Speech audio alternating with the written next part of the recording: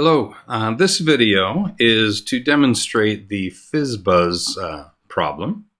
FizzBuzz is a problem that's often used in interviews to determine whether or not you've done any coding. It's a good one to know, even if they don't give it to you in the process, because you can talk about it.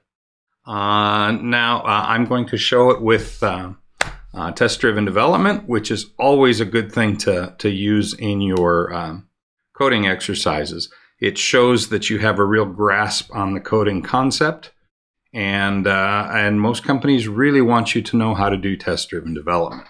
So I will be doing this in Java. So in order to get started here, we're going to create a new project, and we'll just call this FizzBuzz.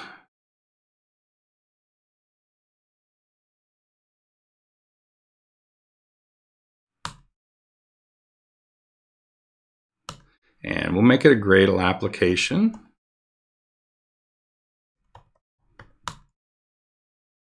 And we'll make it an application. And we are going to choose Java. We only want a single app. We'll use Groovy. We're going to use JUnit 5 or JUnit Jupyter. And project name will be FizzBuzz Demo. Source package will be com.galvanize. All right. And you see we have our application set up. We're going to use VS Code for this one. There we go. We got our VS Code set up. All right, so in order to start out here, the first thing we want to do is we don't want to write any production code. We want to start off by writing our test first. So our test will be a new file, and we'll just call it FizzBuzz tests.java.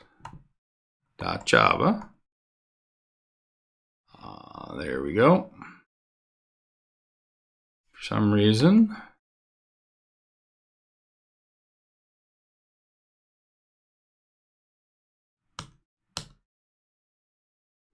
public class FizzBuzz tests, and there we go. We have our first test is all set up. Now, what I like to do when I create my my TDD is I like to copy my requirements right into it, and these are what are the requirements for FizzBuzz, or what we call the acceptance criteria. So I would copy them in like this and go ahead and comment them out. Let's talk about these first. The first requirement is if the number is divisible by 3, then we want to return the string fizz. If the number is divisible by 5, we want to return the string buzz. But if the number is divisible by both 3 and 5, we want to return the string FizzBuzz. And otherwise, if it's not divisible by 3 or 5, we want to just return the number as a string. So it's kind of a silly problem, but it is one that companies do like to see. So let's go ahead and get started here. Before we write any production code, we just start writing tests. So let's start up with the first one. So, and I'm going to add one before this that's a good idea to do. And we'll do @test.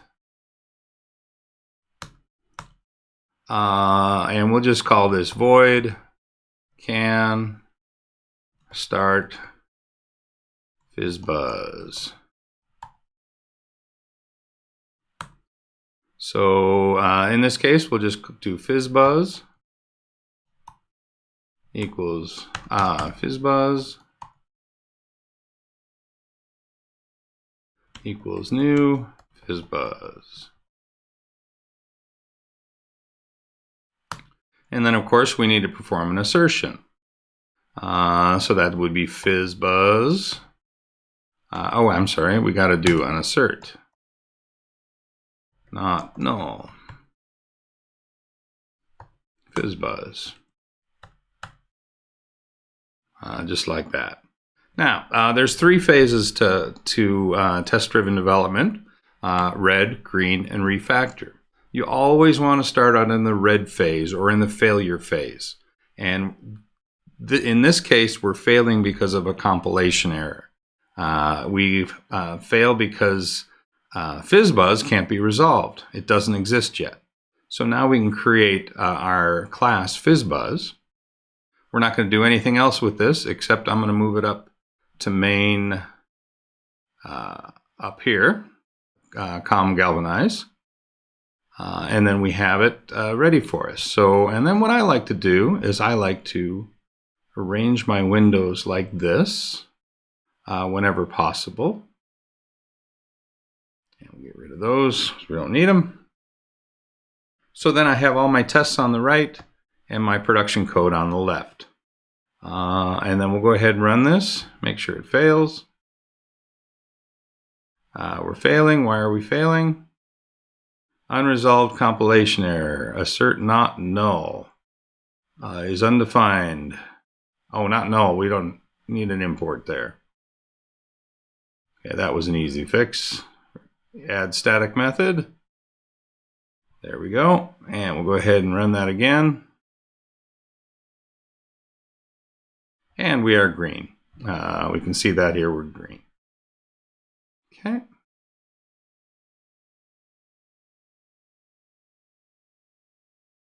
We can leave these down here if we want. We'll go ahead and close that. I think it opens anyway, but that's okay. All right, so this is good. So now we can write our first production code after we write our test here. We'll do @test. Void num divisible by 3 returns ret fizz. Okay, it's important as you're writing your test names that you try and be as explicit as possible. In this case, we're just saying that if the number is divisible by 3, we're going to return the string fizz. All right. So first thing we'll do is FizzBuzz. Well, we can just copy that, right? So we'll copy that down here. And that's what we call the arrange step. A lot of developers like to have this acronyms. There's one called SEAT, setup, exercise, test, and teardown, or action and then teardown. I like arrange, act, and then assert. I like this better because it's easier, and we hardly ever do teardowns within the method anymore. So we have arrange, and then we have part of the arrange is we're going to set up our expectation. And to do that, we're going to create a string expected equals fizz. This is pretty easy. All right, so our act then will be FizzBuzz dot, what do we call that? How about convert? Convert, this will be divisible by 3, so let's just use the number 3. Okay, and we'll do string, string actual equals FizzBuzz convert 3. Now we have another compilation error because we don't have a method called convert. So let's go ahead and create that. Use our IDE to do it. Convert, return to null. That's fine. Let's add an assertion then. So assert equals, how about expected actual. Our IDE does everything for us. Why do we get a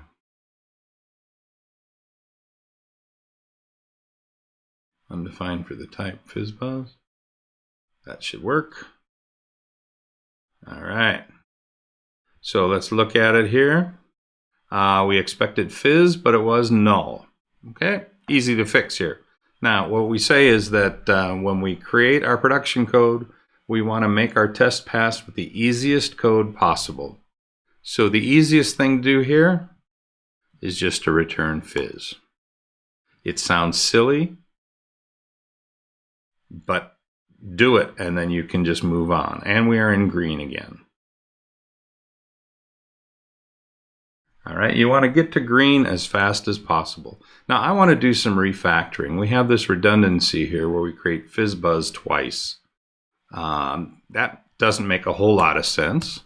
So I'm going to go ahead and create an at setup, or at before each. And that'll be a void setup. And in that, we're going to take this and we're going to put it up here.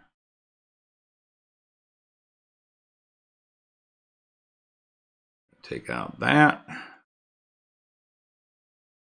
And then in here, we'll do FizzBuzz equals new FizzBuzz.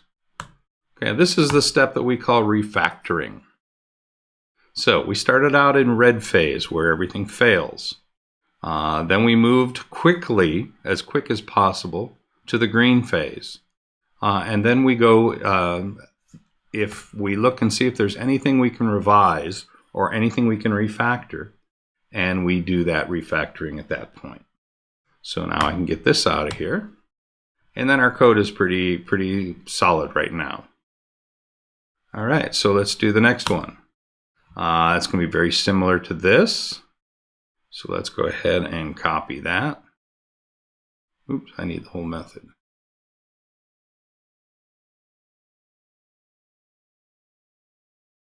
Divisible by 5.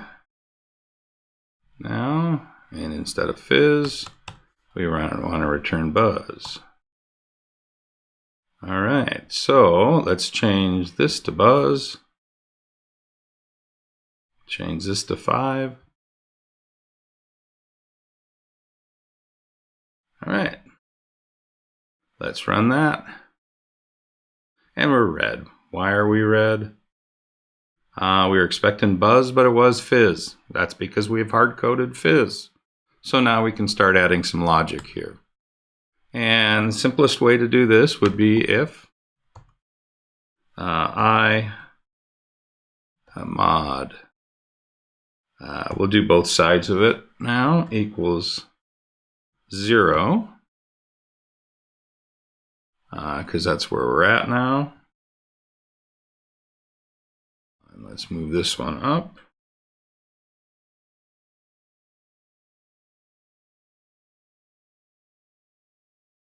And then we'll do else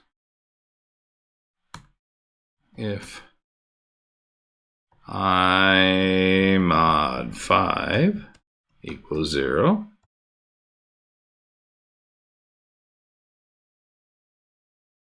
Return buzz. Oops, need a capital B. And we're good there.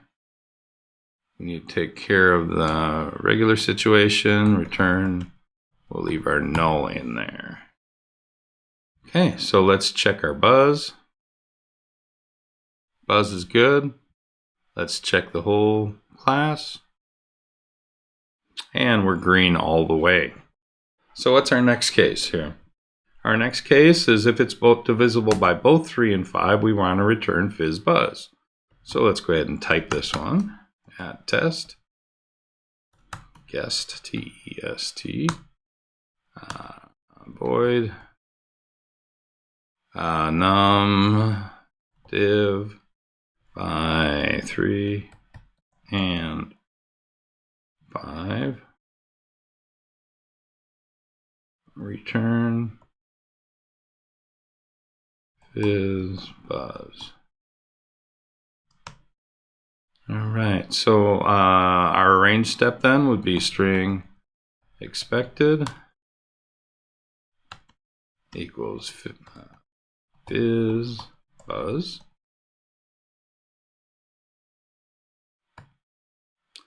All right, and then our string actual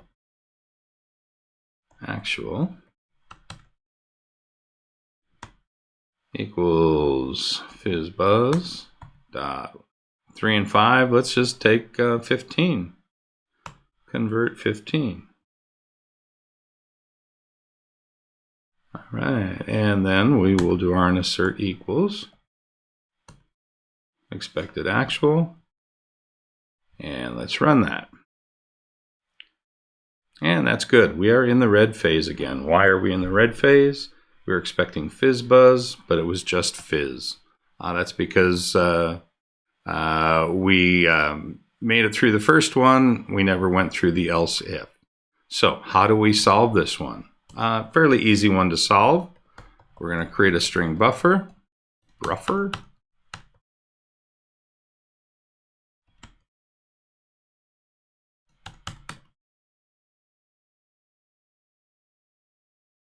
Like so. And now, instead of returning it here, we do sb.append.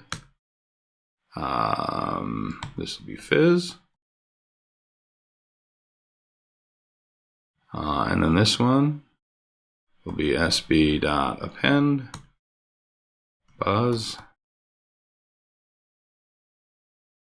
All right, we need a semicolon there. And then let's just take off the else. Let that fall through. All right. So now we have a string buffer. If it's divisible by 3, it's fizz. If it's divisible by 5, it's buzz. If it's both, it'll be both FizzBuzz. And then instead of returning null, we're going to return sb.toString. And we're going to run this again. And we're green. Okay, so we have our last case here. At test, void, not divisible by 3 or 5. Return number as string. All right, so string expected equals, what do we want to pick? Well, let's pick something that's not divisible by 3 or 5. Let's say 4. String actual equals 4. Oh, no. FizzBuzz dot convert 4. And then we do our assert equals expected actual. What do we get here? And we failed. It's because we expected 4, but it was nothing. It was an empty string. So the way we do that is we can take string buffer dot length is greater than 0. We'll go ahead and use a ternary operator here, and then string buffer dot toString. And if it's not greater than 0, then we'll return integer dot toString and just the I, whatever the number is. All right, let's try that again.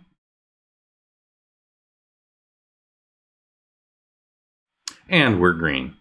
So that is how you do it. I'm Rob Wing. I work for Galvanize. And this is the FizzBuzz. Thank you.